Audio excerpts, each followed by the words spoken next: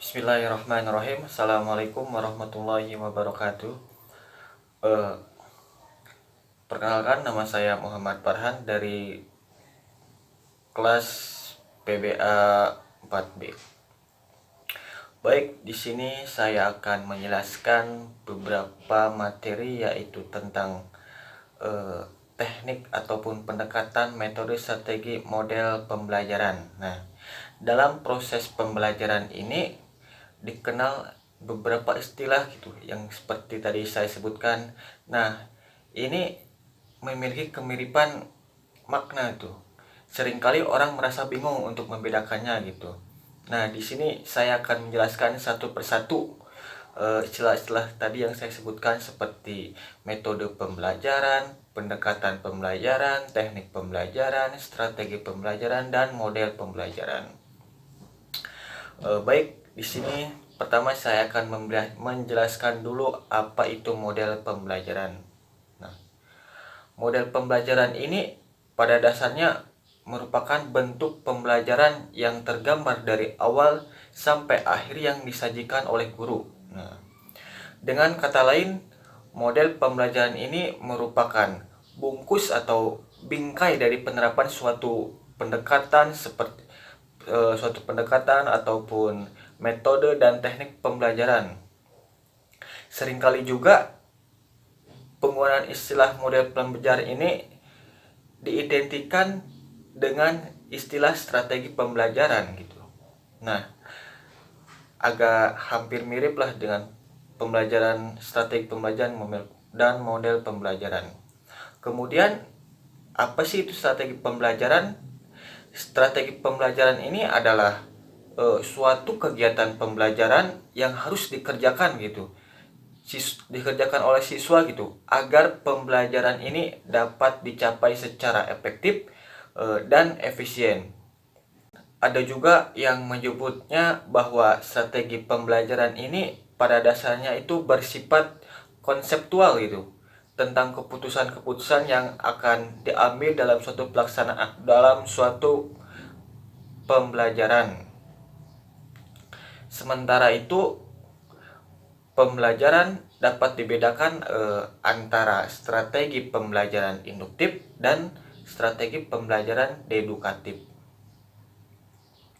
Kemudian yang ketiga yaitu metode pembelajaran. Nah, metode pembelajaran ini dapat diartikan sebagai cara yang digunakan untuk mengimplementasikan gitu rencana yang sudah disusun dalam bentuk kegiatan nyata dan praktis untuk mencapai tujuan pembelajaran tersebut.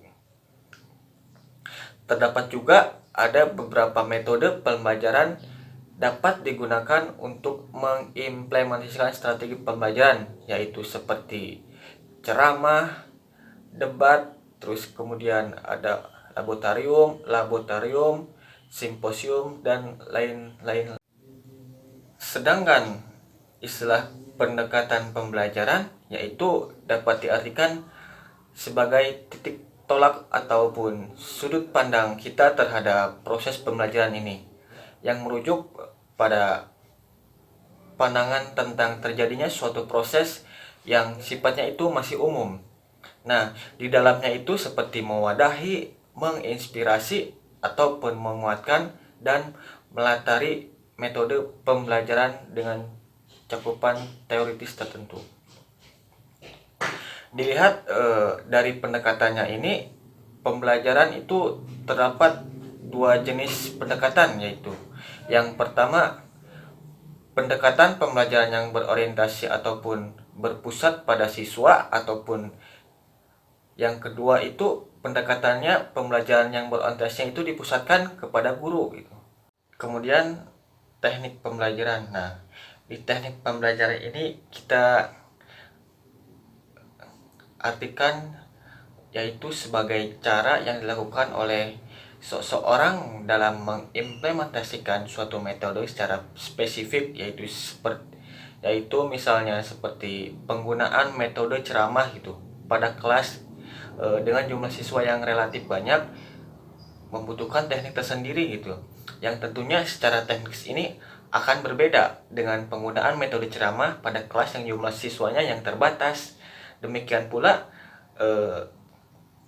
dengan penggunaan metode diskusi, perlu digunakan teknik yang berbeda gitu pada kelas yang siswanya tergolong aktif dengan kelas yang siswanya yaitu yang tergolong pasif. Dalam hal ini, guru pun dapat diartikan yaitu dapat berganti-ganti teknik meskipun dalam koordinir metode yang sama.